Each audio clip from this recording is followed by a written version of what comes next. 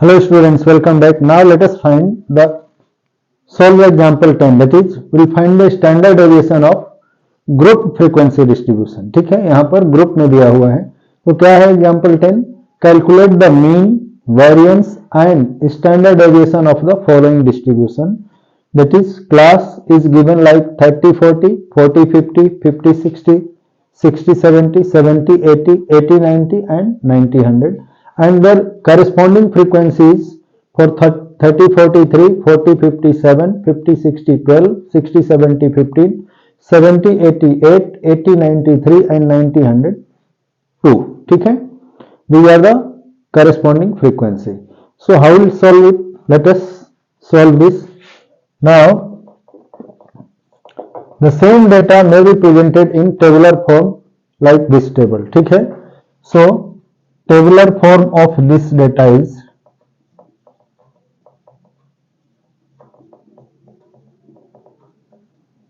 given data is. ठीक है, इसको टेबल में हम जब प्रेजेंट करेंगे तो वो किस तरह से होगा, लेट अस सी. यहां पर हम लिखेंगे क्लास, ये यहां गिवन है, and its respective frequency also given like. तो यहां हम लिखेंगे frequency. This is denoted by F I. Now साथ ही साथ mid point, this is X I. ठीक है, so class is 30 to 40, next is 40 to 50, 50 to 60, 60 to 70, 70 to 80, 80 to 90 and 90 to 100. These are the given class. Now the respective frequency is 3, 7, 12, 15, 8, 3 and 2. ठीक है. Now next step is to find the midpoint of this class. So हर एक class का mid point क्या होगा, 30 plus 40, 70/2, that is 35. 40 plus 50, 90/2, 45. Next class का हो जाएगा 55, 65, 75, 85 and 95. These are the respective midpoints for every given class. Now next step we will find the product of frequency with respective midpoints. So now this will be 35 into 3, 105. 45 into 7, इसका product कितना हो जाएगा, that will be 315. 55 into 12, 660. इसको easy होगा इससे, 6 into 2, 2 into 55, 110 होगा, and 110 into 6, 660. Likewise here 650. So पहले 650 into 10, 65 into 10, 650 plus उसका हाफ 5 से इंटू करोगे 325. दोनों का सम हो जाएगा 975. ठीक है. Now again here 4 into 2, 75 into 2, 150 and 150 into 4, 600. 85 into 3, 80 into 3, 240 plus 5 into 3, 15, यानी 255. and 95 into 2, 190. ठीक है, so this is 190. now when you add all these things, सभी को जब ऐड करोगे तो इसकी वैल्यू कितनी मिलेगी, that is 300, 3105, 4 बार है, that is 20. 0 carry 2, 2 plus 1 3, 6 9, 7 16, 5 21 and 9 30. 0 हो गया, carry 3, 3 plus 1 4, 3 7, 6 13 और 9 22, 28 30 31. यानी what we got sigma fi into xi, I vary from 1 to, यहाँ टोटल ऑब्जर्वेशन कितने हैं, टोटल क्लास 7 है, so this is 3100. now the sum of this total frequency, ये जो फ्रीक्वेंसीज है इसका सम कितना है, this will B sigma fi I equal to 1 to 7, same is written as n, this is equal to 50 है, ठीक है। सो यहाँ n की वैल्यू मालूम हो गई और सिग्मा fi इंटू xi मालूम हो गया। Then how we calculate the mean, first step that is hence mean x bar equal to क्या होता है, sigma fi into xi where I is 1 to n divided by n. So here this is 3100 divided by 50 equal to, जब इसको हम 50 से divide करेंगे so it's value will be, ये cut जाएगा 0 से 0 और 5 से 360 टाइम में 62, ठीक है। सो मीन हमें मिल गया। नाउ अगला स्टेप क्या है, hence mean equal to 62। Now next step, deviation of each observation from the mean means xi minus x bar. so all xi's को हम x bar से माइनस करेंगे, यानी 35 माइनस यहाँ xi माइनस 62 करना है, xi माइनस 62। सो पहला 35 minus 62 will be minus 27, 45 minus 62 will be minus 17, 55 minus 62 that is minus 7.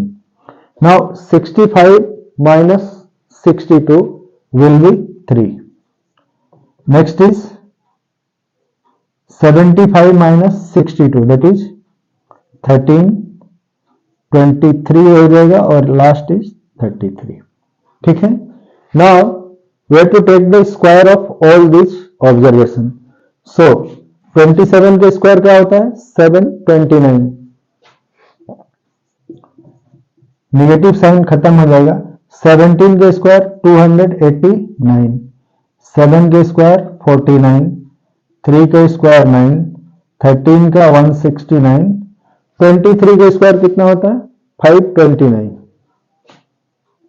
529 and 33 का 1089 यानी 1089,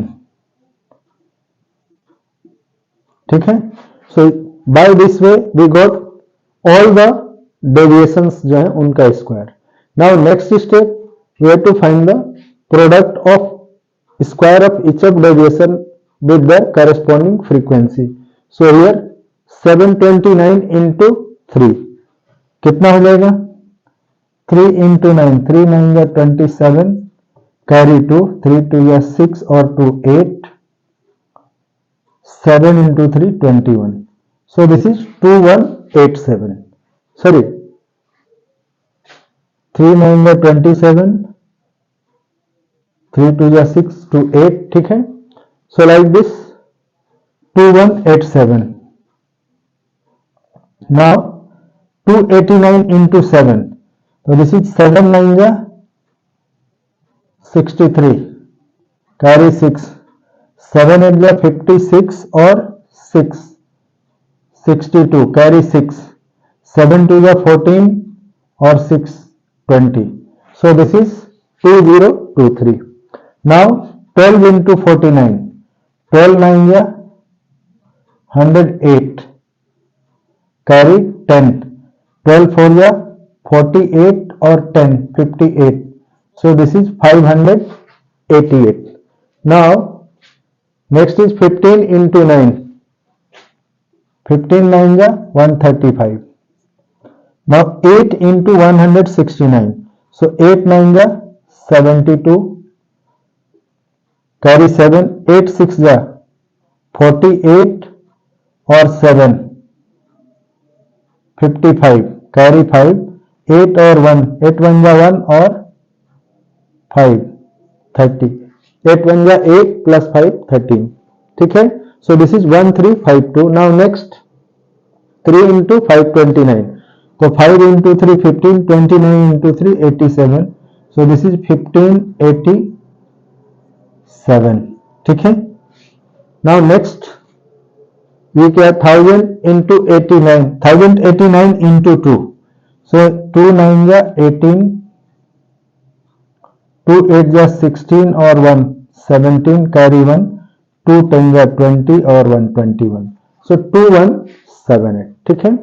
ये हो गया हमारा product of all frequencies with their square of corresponding square of deviations, ठीक है। अब इनका हम सम लेंगे। So when we add all this will be 7 plus 3 10, 8 18, 5 23 25 and 7 32 और 8 40, 0 हो गया, कैरी 4, नाउ 8 plus 4 12, 2 14 और 8 22, 3 25, 5 30 38 और 7 45, कैरी 4 4 1 5 5 10 11 3 14 5 19 और 20, कैरी 2 हो गया, 2 plus 2 4, 2 6 7 8 और 2 10.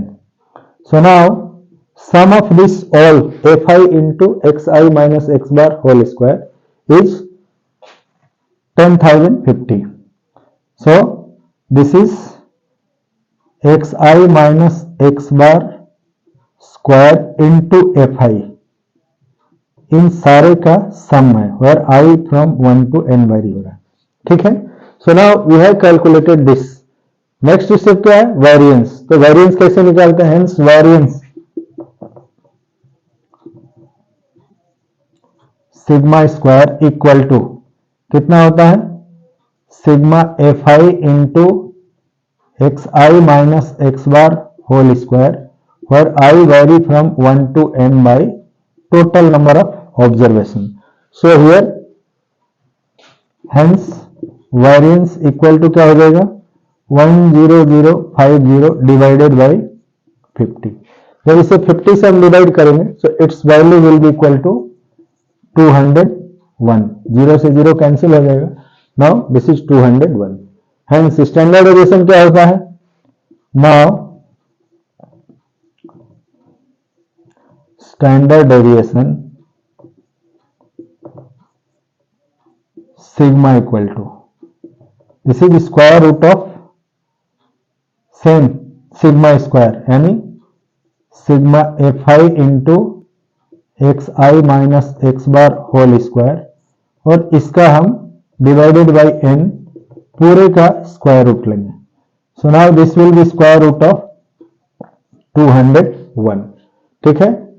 Now this square root of 201 will be approximately, that is 14.18. ठीक है. Hence variance या standard deviation sigma equal to 14.18. ठीक है. तो इस तरह से हमने देखा कि how simply mean is calculated. Once mean is known, then how to calculate the variance. And variance निकल गया, then square root of variance is standard deviation. ठीक है. तो नोट करो, मिलते हैं अगले वीडियो में नेक्स्ट क्वेश्चन के सॉल्यूशन के साथ. Okay, bye.